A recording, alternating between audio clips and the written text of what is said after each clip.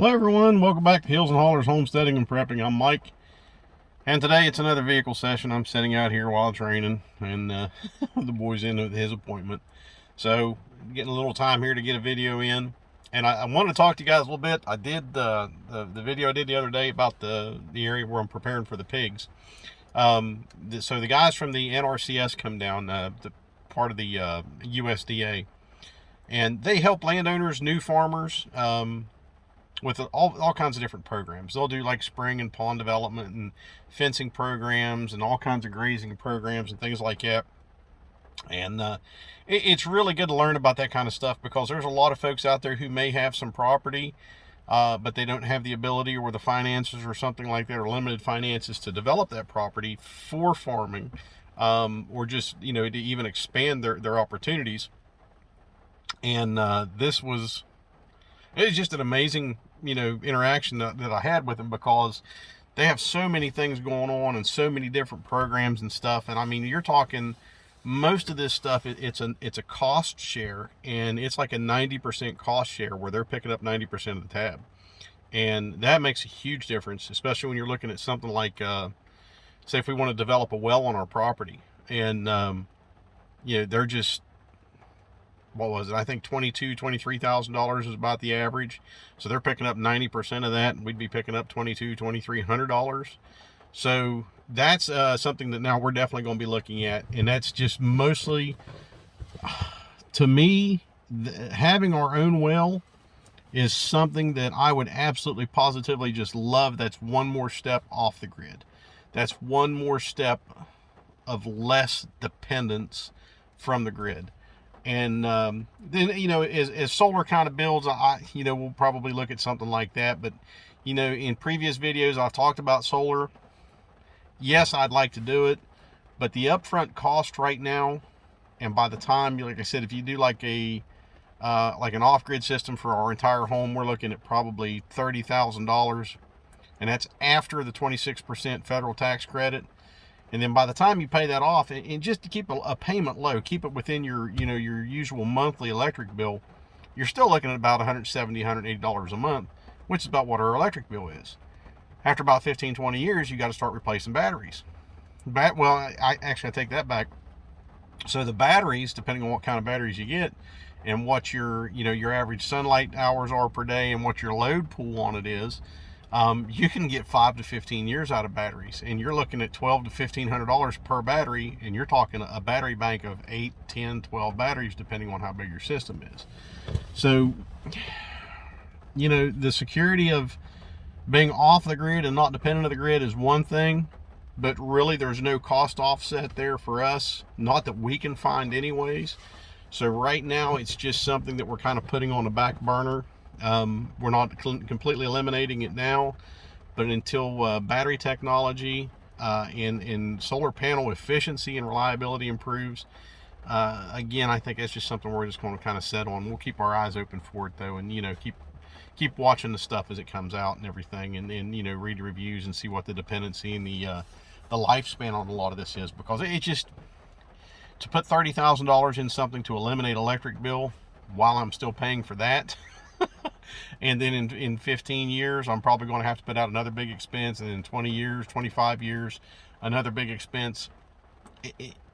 It's just not worth it to me at this point. I can't, I can't see the relevance of it or justify the expense of it right now. Although I would like to have a smaller system as a backup for some things, and we still may look at that in the near future. But for now, as far as going whole house off grid, I'm just not going to put that expense out there. And I mean, I know it can be done cheaper, but I'm not an electrician.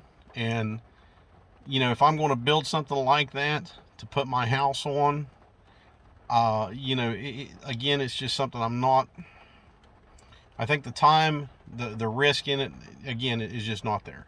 But, to follow up and do like a program where they'll help us get a well put in, man, I'd love that. Would just be fantastic. You ask me, I mean, that's the first step in the berries right there, is getting off of a municipal water system, because you don't have much worry there unless your well would go dry. But I would leave the infrastructure there that we currently have for our municipal water, just in case something like that would happen and we would have to go back onto it. But anyways, you know, having the ability to put a well on and have clean, uncontaminated water and stuff with no chemicals and everything in it, that's what I would definitely want to shoot for. On top of that, you know, they do have a lot of other programs for, you know, grazing management and everything like that, and in your pasture management and fencing and just all kinds of stuff. So it was very interesting. And so the looming question is where do I set my priorities here? Do I continue to focus on, with the world being in the crap state that it's in, do I continue to focus on prepping, or do I kind of take my focus off of that and put my focus more on homesteading, farming type of thing? And to answer that, it's all combined, because becoming self-sufficient, raising our own animals, having our you know, property set up to where we can bring animals on and raise animals that can produce food for us, raise our own, and we know what goes in them. That's food security for us. That's healthier and much safer. And so I really don't distinguish one from the other. What I'm more distinguishing here is the time that I'm splitting up between the two. And if I put all my focus right now on fencing, clearing and fencing right now to get the pigs in, that's still part of prepping, because I'm prepping for our own for more food security. I built another chicken tractor this year to add more chickens to our pasture chicken that we do. That's prepping because I'm increasing my food security. I build the fence and get everything set up down at the bottom of the hill to bring the lambs in. That's still prepping for food security. So like I said before in the last video, is prepping almost always leads to homesteading type of lifestyle, because of the security of self-sufficiency, self-reliance, and that food security and food safety there. So really, there's not distinguishing one from the other to me, other than the processes involved in it. And you know, they both take a bunch of work and you know, everything, but the ultimate end goal is to be reliant on yourself and having that security and safety there for that. So, you know, to me, like I said, there's not a whole lot of difference there between the two. They kind of go hand in hand. One leads to the other, and one builds off of the other. So, you know, that's just where we're leaning at right now. And you know, I've got big aspirations and big ideas and stuff that I want to do. Nothing out of the, you know, nothing extraordinary or extravagant. There's just a lot of stuff that I want to do and I need to work towards to get done. And of course, now we've got 50, 60 degree weather, but it's rain. And you know, I don't know about you, but out there trying to build fence and clear brush and ankle deep mud and everything like that, it's just not going to happen, because it's just not worth it, because you end up creating a mess. It slows your work, it slows your productivity, slows your progress, and you create more of a mess that you're going to have to clean up and straighten up later. So tractor's parked in the barn and in the equipment shed, and it's not coming out until the ground dries up a little bit, because now it's really wet with the amount of rain that we've had today so far. So, you know, the temperature's going to drop again. We're going from 50s and 60s. Now we're going down into 20s and 30s, teens at night. Have a little stretch of that, then back up in the high 40s, 50s.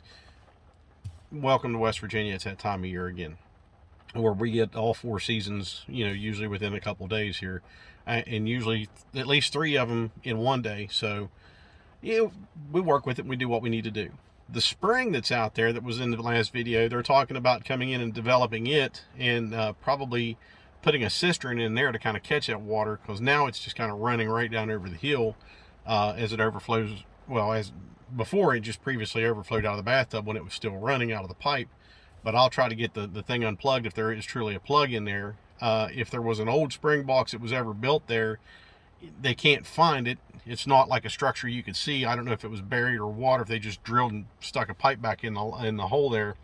There could have been a partial collapse. There could have been anything that plugged that up. So, you know, I'll get out there after I get the brush cleared, and I'll prime that pipe with water and stuff like that and push back in there and draw out to see if I can't get some water flow back out of it. And if I do, then they're going to come in. I'm going to, you know, put in applications and stuff for this programs and stuff that they have, to where they can actually set that up to run into a cistern.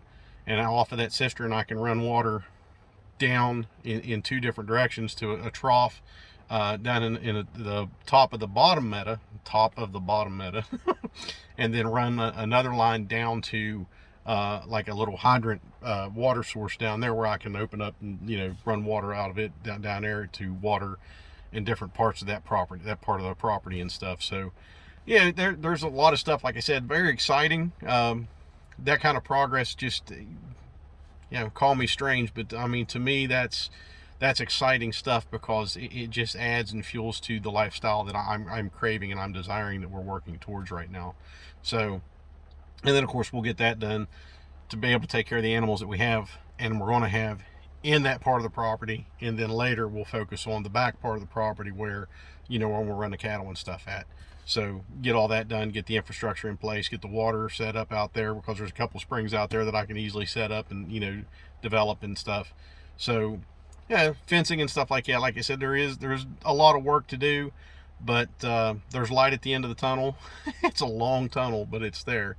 But it's just the focus, and having a full-time job is definitely tough, because my full-time job gets in the way of my lifestyle, unfortunately. But we can't just quit our jobs. We're living in that kind of style, in that kind of world where we're slave to the grind is what we are. It would be nice to walk away from all of it and just be able to sustain ourselves at that point, but there is debt. Everybody's got debt at some point along the way, and until we're able to pay ours off, we are slaves to the grind. So, but again, like I said, we're just working towards one. It does not take away from the other. Like I said, both prepping and homesteading, farming, raising animals and stuff, it all kind of leads to the same place. And that's just encouragement for more folks out there to do things like that. If you have aspirations or dreams or ideas and things that you want to get into this kind of lifestyle, it's there. You get on, there's land available and for sale all over the place. I'm not saying everybody can do it, everybody can afford it type of thing. I don't know what your financial situation is or what, where you set in your life, but the potential for you to do this is there. All I'm going to tell you is plan it out. Nothing's ever going to be perfect. Nothing's ever going to go the way that you want it to go. There's going to be humps and bumps along the way. I bought the property in 2004, met my wife the following year, and in 2005, and we've been together ever since. And we're just now realizing what we want to do with with the land and stuff that we have. So it doesn't always go the way that you plan it, but the thing is you got to keep your head up and keep working towards it. So even something just as simple as prepping for 3 months at a time, it may not work out for you, or it may not be as simplified as you'd like it to be, but you just got to have to work around it. So keep your head up, keep working towards that goal. I'll work until I can't work no more to get this done. But I'm not going to kill myself, and I'm not going to take away from my family, but I do want to provide that security for my family. And I also do want this to be something that my children experience and grow up in. And I can only hope and pray that they adopt this kind of lifestyle and live the same way and continue on with what we're doing for them. Because it's just one more step in guaranteeing their future for them. At least for a security type of measure, and a self-reliance and less dependency on the system type of thing. So that's what we're working towards, and we'll keep you guys updated with what we're doing as we go along. I always pop little videos on there about little progress and things, and right now I gotta go get a couple parts for the tractor. Once the boy's done with his appointment, I gotta go and get a couple parts for the tractor, because well, if you're going to have equipment and you don't want to fix it, then you don't run it. But once you start running it, you're going to have to fix things, and that's just unfortunately the way it goes. So I'll keep you guys updated on the progress as we go along, and take you along on this ride with us. Folks, if you like this kind of content and you're like-minded, please give us a like, leave us a comment, subscribe to the channel. Share this with your friends and like-minded folks. Tell me what your thoughts are. Tell me what your goals are, what you're working towards. And in the meantime, keep prepping, take care, and God bless.